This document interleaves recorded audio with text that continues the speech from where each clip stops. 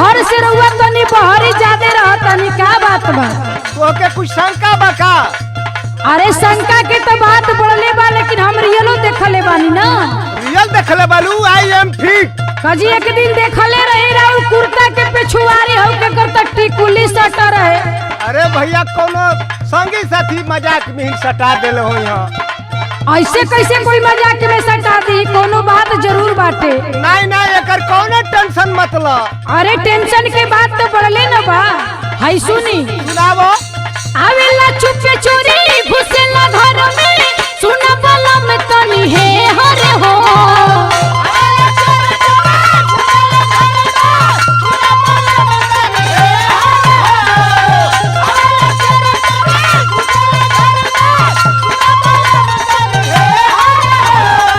आवेला चुपे चोरी घुसेला घर में, सुना वाला में तनी है हरे हो।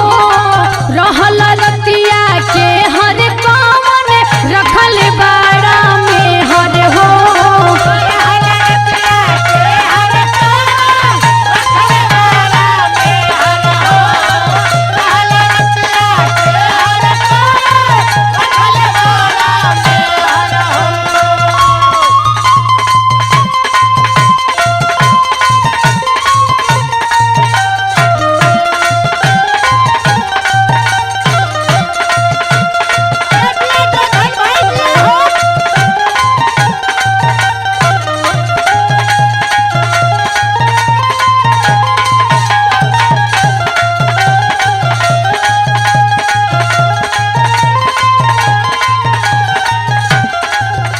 सुना तानी जी?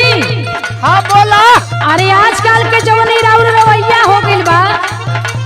आजकल का रवैया तो खूब बढ़िया बा हो। कहाँ बढ़िया बा? एगो घर वाली एगो बाहर वाली सब मर्द लोग के रखे के बीमारी हो गइल बा। एकदम क्रिया खा के कहतन जे कोनो ऐसन टेंशन नहीं। हमरा तो ऐसने कुछ राउर रवैया लागता।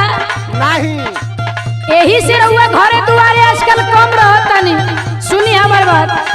हमरा से कुछ ना कहत बाड़ा, छन भर घरवा ना रहत बाड़ा।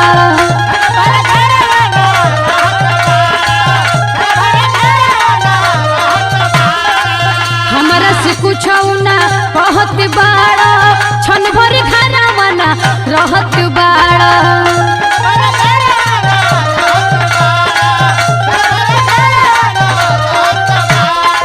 करेला बात हमसे अनसा के, करत नीरज के अरे हो। रहल रतिया के हर कौन रखल बाड़ा में हर हो।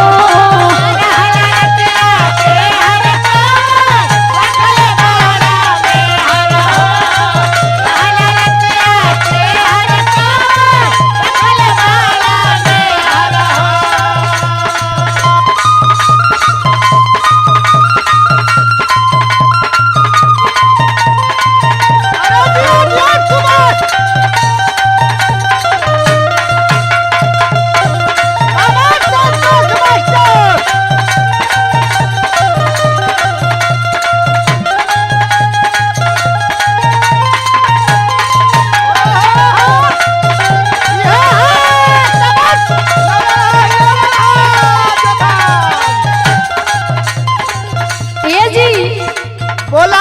अरे रउआ जब घर से बहरी जाइला तो हम जब फोन लगाइला तो ई राउर फोनवा काहे ना लागेला जी? अरे का करबू हमार संग हतिया उदल बाना बेचू बाना जोधन बाना ई लोग व्यस्त रखले रहे मजा। ऐसन से हमरा नहीं खेलागत कि राउर संग हतिया लोग बिजी रखले रहेला रउआ के। ओके शंका बाना?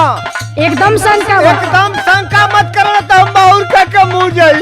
अरे ऐसन बात नहीं खे, लेकिन सुनी कई लोग को फोन तोहर रहेला बिजी, कौन काम तोहर रहेला निजी।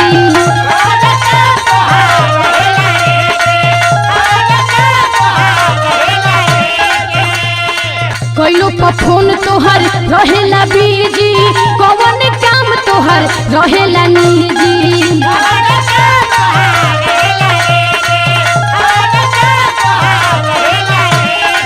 सेल्फी खिंचावताना हमके जरावताना, करेला फेसबुक पे शेयर हो। रहल